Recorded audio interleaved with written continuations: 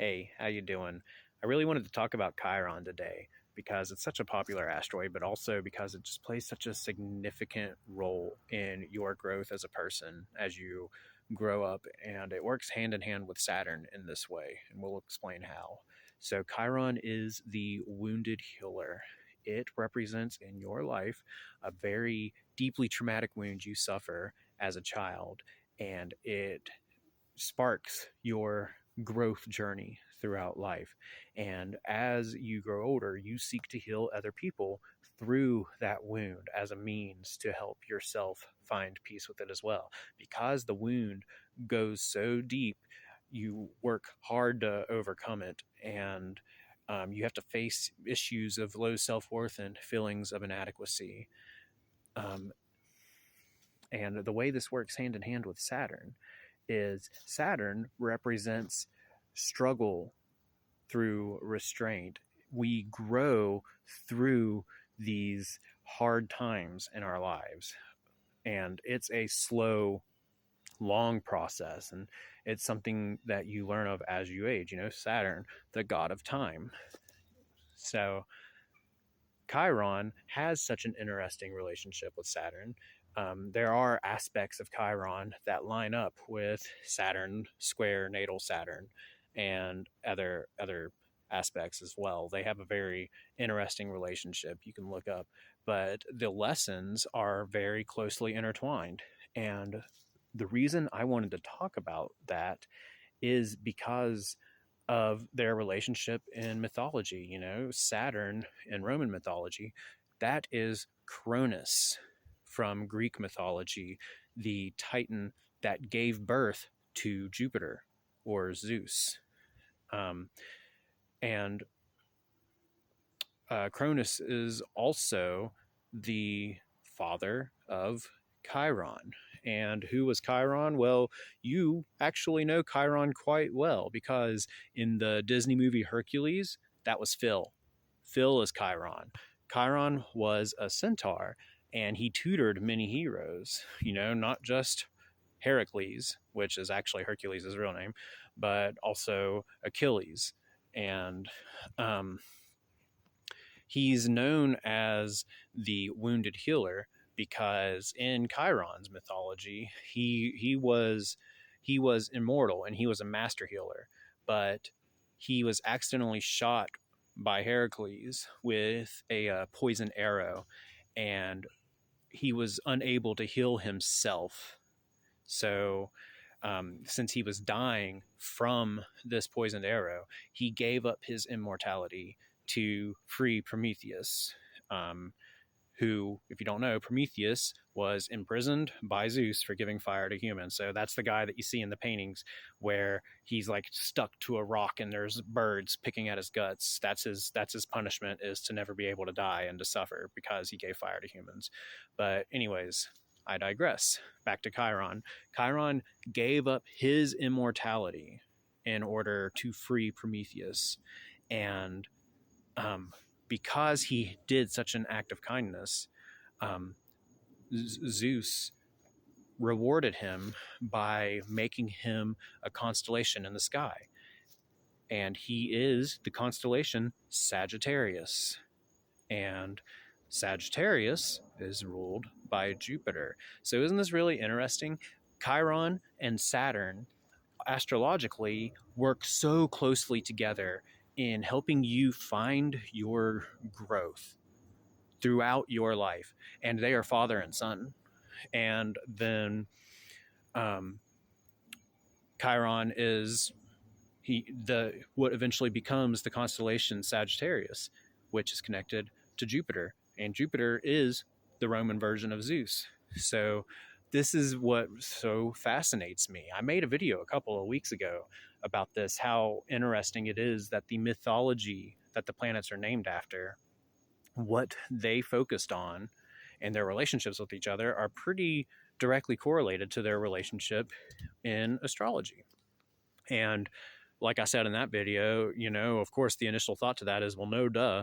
Of course, they named their gods after the planets, or they named the planets after the gods. So of course it would line up.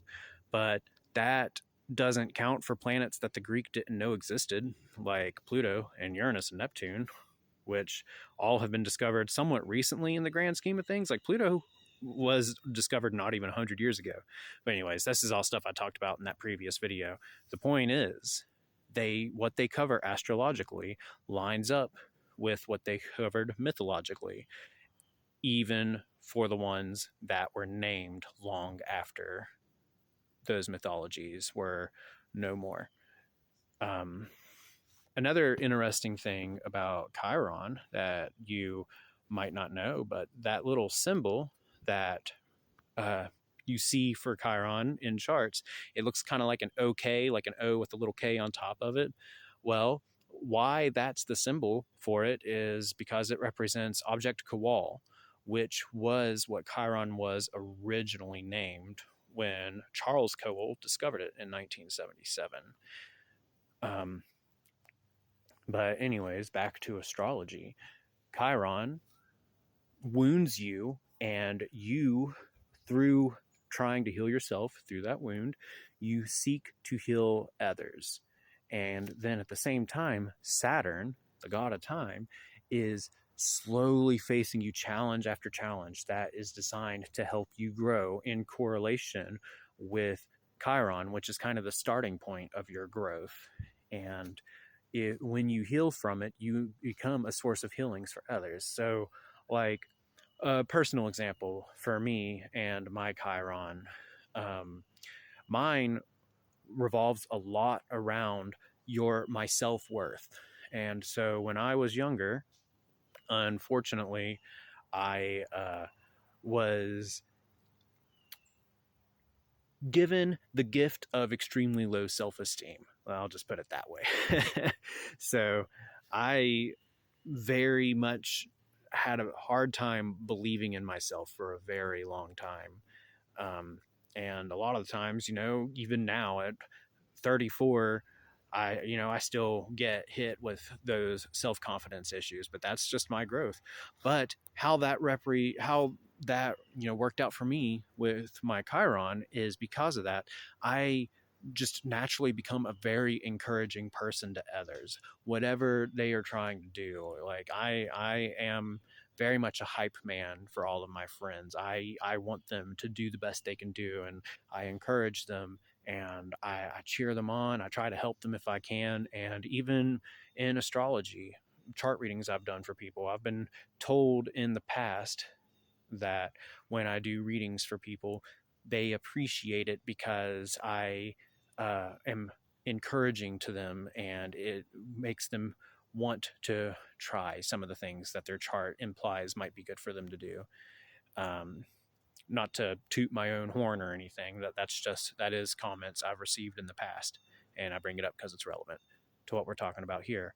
But that is how Chiron works out for me, is because I was very discouraged and didn't believe in myself as a child.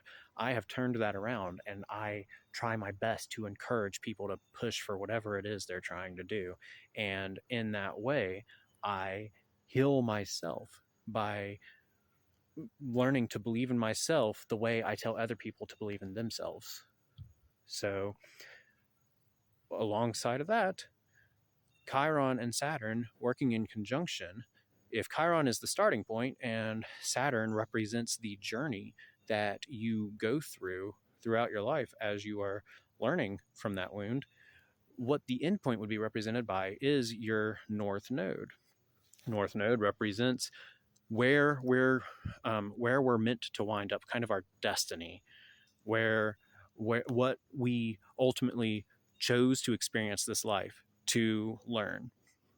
So through receiving the wound in Chiron, growing and struggling through Saturn, learning to heal others, that experience helping you heal yourself ultimately leads you to your North Node.